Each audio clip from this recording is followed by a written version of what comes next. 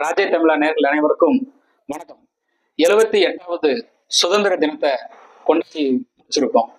இந்த சுதந்திரத்துக்காக பாடுபட்ட காந்தி அவர்கள் சில பொன்மொழிகளை சொல்லியிருக்காங்க. அதாவது ஒரு நாட்டில் முழுமையான சுதந்திரம் எப்படி இருக்க வேண்டும் என்பதை சுட்டி காட்டியிருக்காங்க. எப்படின்னா, ஒரு பெண் என்றைக்கு தனியாக தங்க நகை அணிந்து இரவில் சென்று வீட்டுக்கு செல்கிறாரோ அதுதான் உண்மையிலேயே சுதந்திரமான இந்தியா அப்படிங்கிறத குறிப்பிட்டிருந்தாங்க. அதே போல்தான் ஆனா இப்ப நடந்துட்டு இருக்க சம்பவங்கள் பார்த்தா உண்மையிலேயே நமக்கு சுதந்திரம் கிடைத்திருக்கா அப்படிங்கிறது ஒரு கேள்விக்குரியதா இருக்கு. ஏன்னா பல்வேறு பிரச்சனைகள் இங்க நிலவிக்கிட்டு இருக்கு.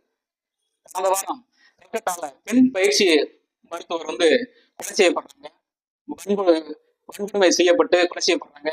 இதே போலதான் கடந்த திங்கட்கிழமை தஞ்சாவூர் மாவட்டம் ஒரத்தநாடு பகுதியில ஒரு மிகப்பெரிய அதிர்ச்சி சம்பவம் ஒண்ணு நடந்திருக்கு.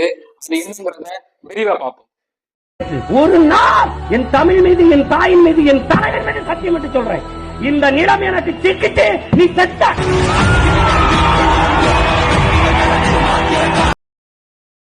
தஞ்சாவூர் மாவட்டம் ஒரத்தநாடு பகுதியில தான் இந்த மாபெரும் அதிர்ச்சி சம்பவம் நடந்திருக்கு. அதாவது சென்னையில பணிபுரிகிற ஒரு இளம்பெண் தன்னுடைய விடுமுறை காலத்திற்காக தான் சொந்த ஊரான தஞ்சாவூர் மாவட்டம் ஒரத்தநாடுக்கு வராங்க. அப்படி வர்ற இடத்துலதான் அவங்களுக்கு இந்த சம்பவம் நடந்திருக்கு. அது என்னன்னு பார்த்தோம்னா, கடந்த திங்கட்கிழமை அன்று வீட்டுல இருந்து கிளம்பி வெளியே போறாங்க. கடைக்கு போயிட்டு வரேன்னு சொல்லிட்டு வெளியே கிளம்புறாங்க. அப்ப இந்த கவிதாசன் என்கிற திமுகவை சேர்ந்த இளைஞர், அதாவது உதயநிதி இளைஞரணியில இருக்கிறாரு. அவர் என்ன பண்ணிருக்காரு அப்படின்னா, நான் பேசணும், அதாவது இது என்ன அப்படின்னு பார்த்தோம்னா, 2 பேரும் ஏற்கனவே காதலிச்சிருக்காங்க அப்படிங்கிற ஒரு தகவலும் இதுல சொல்லியிருக்காங்க. அப்ப காதலன் கூப்பிடுறாங்க அப்படிங்கிறதுனால தனியா பேசுறதுக்காக போயிருக்காங்க. அப்படி பேச போன இடத்துல ஒரு பாலியல் சீண்டல் ஏற்பட்டிருக்கு. இதை தவிர்க்கிறதுக்காக ஒரு பெரும் போராட்டத்தை நடத்திருக்காங்க. அந்த நேரத்துல மறைந்திருந்த கவிதாசனின் நண்பர்கள் திவாகர், பிரவீன், 17 வயது சிறுவன் உட்பட 4 பேரும் சுத்தி வளைக்கிறாங்க. இவங்க சுத்தி வளைச்சதுல என்ன பாத்தீங்கன்னா, கத்தி முனையில இந்த பெண்ணை பாலியல் சீண்டலுக்கு ஆளாக்குறாங்க. கத்தி ஒரு பக்கம் பீர் பாட்டில உடைச்சு கையில வச்சுக்கிட்டு, ஒரு பக்கம் கத்தியவும் வச்சுக்கிட்டு, நீ இந்த இடத்த விட்டு அசைஞ்சினா நடந்து போனாலோ குத்திடுவோம், உன்னைய கொன்றுவோம் அப்படின்னு மிரட்டி இருக்காங்க. இந்த மிரட்டலுக்கு பயந்து இந்த பெண் என்ன செய்வதற்கு தெரியாம திகைச்சுட்டு இருக்காங்க. அந்த நேரத்துல இவங்க 4 பேருமே சேர்ந்து, கவிதாசன் உட்பட எல்லாருமே சேர்ந்து இந்த பெண்ணை பாலியல் வன்கொடுமை செய்யப்பட்டிருக்காங்க. இந்த பாலியல் வன்கொடுமை செய்யப்பட்டதை இவர்கள் வீடியோவோ எடுத்திருக்காங்க. வீடியோ எடுத்து, நீ இன்னொரு முறை எங்களோட இது பண்ணணும், பாலியல் அந்த சொல்லவே வாய்க்கூசு, அந்த ஒரு இதை பண்ணணும், இல்லைன்னா வெளியிட்டுருவோம் அப்படின்னு மிரட்டி ரொம்ப சித்திரவதை பண்ணியிருக்காங்க. இந்த பெண் இதனால ரொம்ப மனச்சோர்வு அடைஞ்சு தஞ்சாவூர் மாவட்டத்துல உள்ள ஒரத்தநாடு பகுதி காவல் நிலையத்துல போய் மகளிர் காவல் நிலையத்துல புகார் கொடுக்கறாங்க. உடனடியாக காவல்துறை இதுக்கு நடவடிக்கை எடுக்கிறாங்க. திவாகர், பிரவீன், அந்த 17 வயது சிறுவன் உள்பட கவிதாசனை சேர்த்து கைது பண்றாங்க.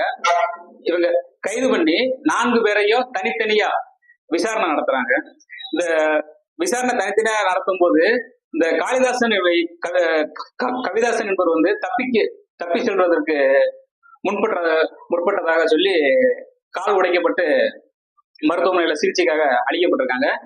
நம்ம என்ன கேட்கிறோம்னா, எப்படி விசாரணைக்கு வர்றதெல்லாம் கால் உடைக்கப்படுறாங்க, அதுவும் இந்த மாதிரி விசாரணைக்கு கால் உடைக்கப்படுறாங்க.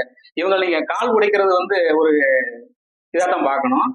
இவங்க கால் உடைச்சது ஒரு, அதாவது இது குற்றம் நம்ம சொல்லல, இது குற்றம் கிடையாது, இது சரிதான், அதாவது அரசியலமைப்பு சட்டத்துக்கு எதிரானதுதான். ஆனாலும் இது போன்ற நபர்களை கால் மட்டும் உடைக்கக்கூடாது. கடுமையான சட்டங்களால் கொண்டு வரப்பட்டு சட்டங்களுக்கு உள் இவர்களை கொண்டு வர வேண்டும். ஏன்னா இந்த நாட்டுல பெண்களுக்கு முற்று முதலமா பாதுகாப்பு இல்லவே இல்லை. ஏன்னா ஒவ்வொரு நாளும் ஒரு பெண் பாலியல் சீண்டலுக்கு ஆளாக்கப்படுகிறார்கள். அப்படின்னா இது எதனால நடக்குது, ஏன் நடக்குன்னு பார்த்தோம்னா, ஒரு மனிதன் தன்னுடைய சுயநினைவை இழக்கும் போதுதான் இந்த சம்பவங்கள்லாம் நடக்குது. நாட்டுல போதை பழக்கம் அதிகமாயிருச்சு. ஏன்னா இந்த விசாரணையில குறிப்பிட்டது இவர்கள் 4 பேருமே அந்த பெண் கொடுத்த தகவல் தான். 4 பேருமே மிகுந்த கஞ்சா போதையில் இருந்ததாக அந்த பெண் வந்து வாக்குமூலத்துல கொடுத்திருக்காங்க. அப்ப நம்ம நாட்டை பொறுத்தளவுல போதைப் பொருள் பழக்கங்கள் வந்து அதிக அளவுல நடமாடிக்கிட்டு இருக்கு. இதை வந்து தமிழக அரசு உடனடியாக கட்டுப்படுத்தணும். அது போக மதுக்கடைகளையும் கொஞ்சம் கொஞ்சமா குறைச்சாங்கன்னா நல்லா இருக்கும். ஏன்னா பெரும்பாலும் 90% குற்றங்கள் வந்து மது போதையினாலும் கஞ்சாவாலும் தான் நடந்துகிட்டு இருக்கு. ஏன்னா ஒரு மிருகம் கூட இந்த மாதிரி தவற செய்யாது. ஒரு 4 நாய்கள் சேர்ந்து ஒரு நாயை வந்து பாலியல் சீண்டல் பண்ணாது. ஒரு கர்ப்பகால வாடகை எடுத்தாலே அந்த நாய் வந்து பக்கத்துல போகாது. ஆனா மனிதன் தான் மிருகத்திற்கும் கீழா போய் இந்த மாதிரி தவறுகளை செய்யறான். அப்படி அந்த தவறுகளை செய்ய தூண்டுறது எதுன்னு பார்த்தோம்னா போதை வஸ்து தான். எனவே தமிழக அரசு வந்து இந்த போதை வஸ்துக்களை உடனடியாக கட்டுப்படுத்தணும்னு இந்த காணொலி வாயிலாக கேட்டு, பாதிக்கப்பட்ட பெண் வந்து பாதிக்கப்பட்ட அன்னைக்கு முதலுதவிக்காக பட்டுக்கோட்டை அரசு மருத்துவமனைக்கு போயிருக்காங்க.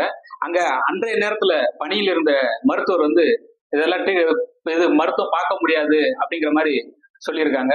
இதையும் வந்து காவல்துறையிட்ட சொல்லல, நீதிபதி அழகேசன் அவரோட விசாரணையில தான் தெரிய வருது. அந்த இளம்பெண் வந்து அவங்கள்ட்ட தான் சொல்றாங்க, இந்த மாதிரி நாங்க ஆஸ்பத்திரிக்கு போனோம், அவங்க எங்களுக்கு பார்க்கல, ட்ரீட்மெண்ட் பார்க்க முடியாதுன்னு விரட்டி அடிச்சிட்டாங்க அப்படிங்கிற தகவலை வந்து நீதிபதிட்ட சொல்றாங்க.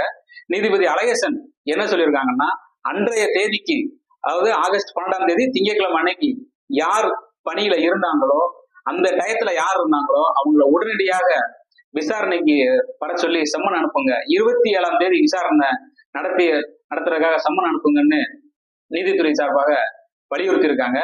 இதுல நம்ம என்ன பார்க்க வேண்டியது இருக்குன்னா, தமிழ்நாட்டுல ஒவ்வொரு மணி நேரத்துக்கும் ஒரு பெண் பாலியல் சீண்டலுக்கு ஆளாக்கப்படுறாங்க. இதுல தெரிந்ததுதான், அதாவது தைரியமாக வெளியே வந்து சொல்லியிருக்கு இந்த பெண் வந்து. ஏன்னா இது வந்து நம்ம எப்படி சொல்றதுன்னா ஒரு மிகப்பெரிய இஷ்யூவா தான் பார்க்க வேண்டியது இருக்கு. ஆனா ஒரு சின்ன விஷயம் மாதிரி இத எந்த ஊடகமும் சரியா காட்டல. ஏன்னா ஒருவேளை அந்த பெண் இறந்திருந்தா வந்து இத பெருசா காட்டுவாங்களோ என்னன்னு தெரியல. அதனால இனி வரும் காலங்கள்ல இது போன்ற சம்பவங்கள் நடக்கிறதுக்கு முன்னாடி தமிழக அரசு இந்த போதை வஸ்துக்களை மிகவும் உங்களோட இரும்பு கரத்தை கொண்டு அடக்குங்க சார். நன்றி, வணக்கம். இது ராஜே தமிழா.